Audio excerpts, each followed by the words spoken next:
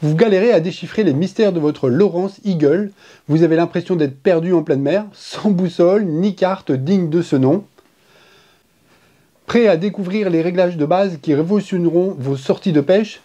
C'est ici que ça commence.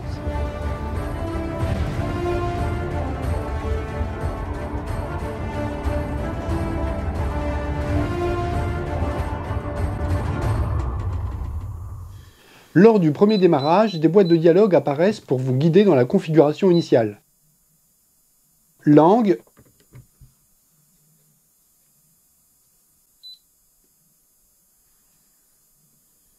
unité de mesure et fuseau horaire.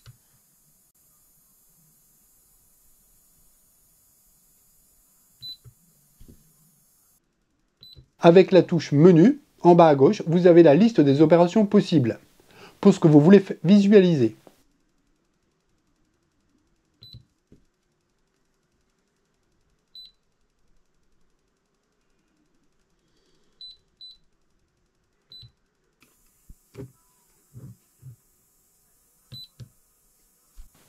Pour le rétroéclairage, appuyez brièvement sur marche arrêt.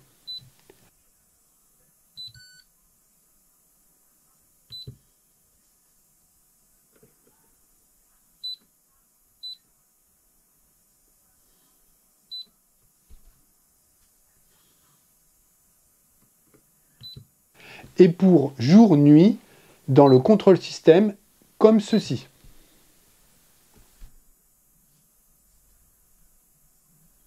Démarrez avec succès, configurez votre Lawrence Eagle en un clin d'œil. Il est par défaut en mode automatique. Modifiez donc l'affichage selon vos besoins spécifiques, couleur, contraste, etc. Si vous utilisez déjà le Lawrence Eagle, dites-moi en commentaire votre fonctionnalité préférée. Maintenant, passons au réglage avancé pour optimiser vos sessions de pêche. On parle ici des éléments comme la sensibilité, les fréquences et les alarmes. Vous avez alors deux façons, soit dans Paramètres, Contrôle Système, ou bien dans la touche Page, en haut à gauche, la rubrique Sondeur. Puis, la touche Menu, en bas à gauche. Vous aurez alors la liste des options que vous visualisez à l'écran. D'abord, on règle la profondeur en manuel pour une meilleure précision de la détection. En général, je mets 15 mètres de profondeur, c'est la profondeur habituelle de pêche. Pour démarrer, je laisse en Chirp haute. Pour le réglage de la sensibilité, voyez en modifiant le réglage entre automatique et manuel. En manuel, ajustez la sensibilité pour éviter trop de parasites en cas d'eau chargée. Ou pour afficher plus de détails pour une eau plus claire. Puis validez avec la croix. Pour le choix de la fréquence, on accède par réglage avancé.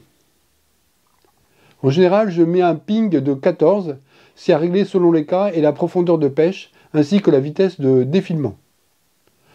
Pour la réjection de bruit, les interférences de vibrations et bulles d'air, je laisse les réglages d'usine, comme la clarté de surface.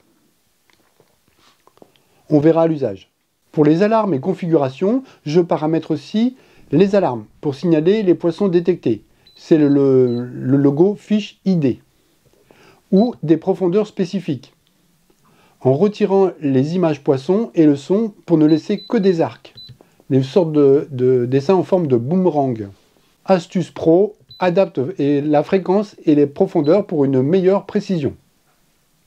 On a d'origine une carte du monde insuffisante pour naviguer avec précision, livrée avec l'appareil. Je vous conseille d'acheter une carte style Map ou Navionics.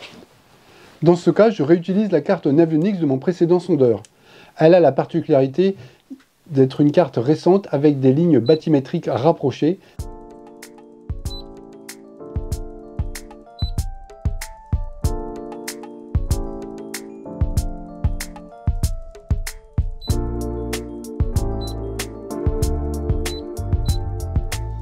Très utile pour les zones avec peu de variation de profondeur comme dans la région.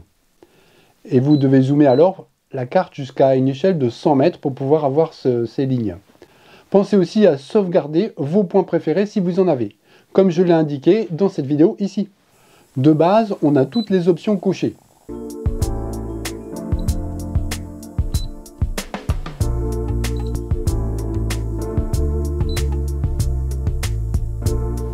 Au départ, je décoche certains détails comme le canal de navigation, les limites de carte et la nature des fonds. C'est le calque qui limite la visibilité des lignes bathymétriques, car il se superpose à la carte normale.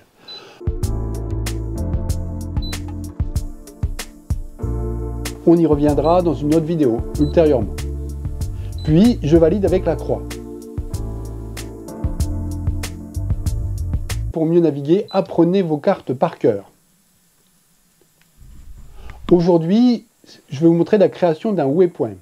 Nous verrons dans une prochaine vidéo au printemps, j'espère, comment tracer une route, naviguer vers un waypoint et trouver les meilleures zones de pêche en exploitant le sondeur, son scan et la cartographie du fond. Dites-moi en commentaire vos réglages préférés ou si vous avez des questions sur les cartes. Mais revenons à notre waypoint, point à sauvegarder. Dans le menu principal, allez sur Waypoint.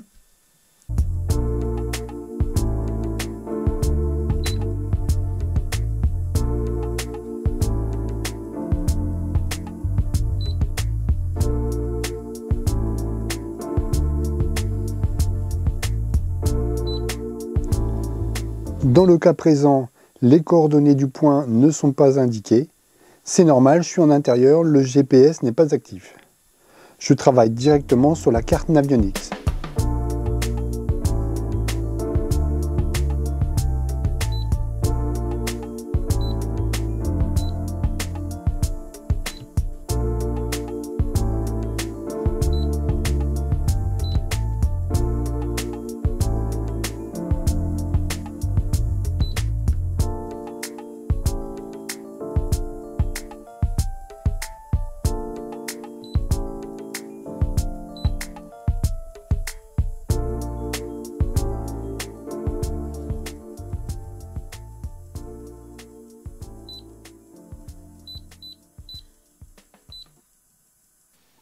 Voici donc quelques options bonus pour personnaliser votre appareil et le rendre plus pratique. Des pages personnalisées, ajouter puis modifier une page multi-fenêtre pour afficher plusieurs outils simultanément.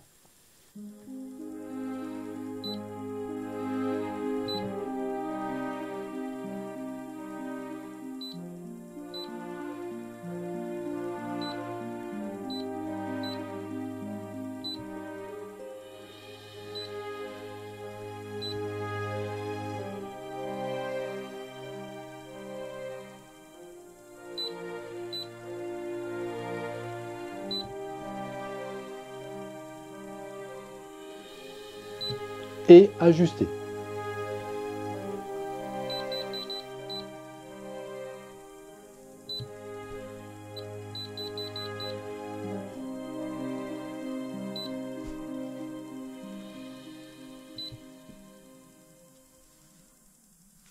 J'ai choisi des couleurs sur le sondeur différentes de celles qui sont d'origine.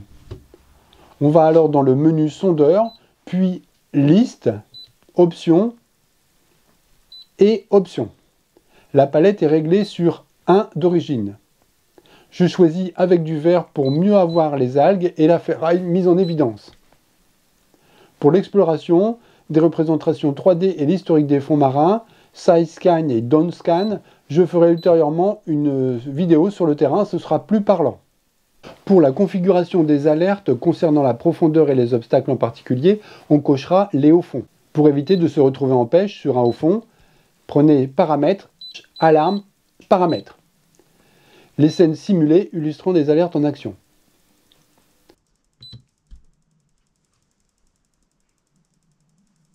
On a aussi le waypoint Homme à la mer, MOB, sur tous les échosondeurs.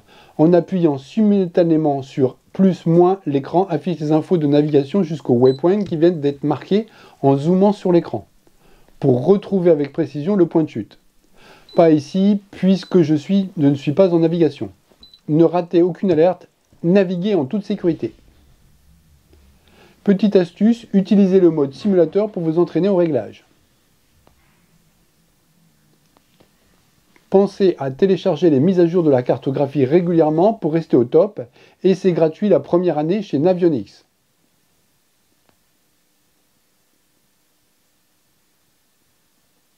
Prenez soin de votre équipement pour qu'il prenne soin de vous.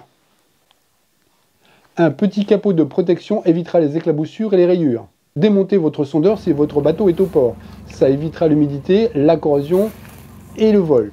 Vous avez compris l'importance de maîtriser le paramétrage de base, la cartographie et les options avancées pour optimiser vos sorties sur l'eau. Toutes ces compétences vous permettent non seulement de naviguer de manière plus efficace, mais aussi d'améliorer votre expérience globale en mer.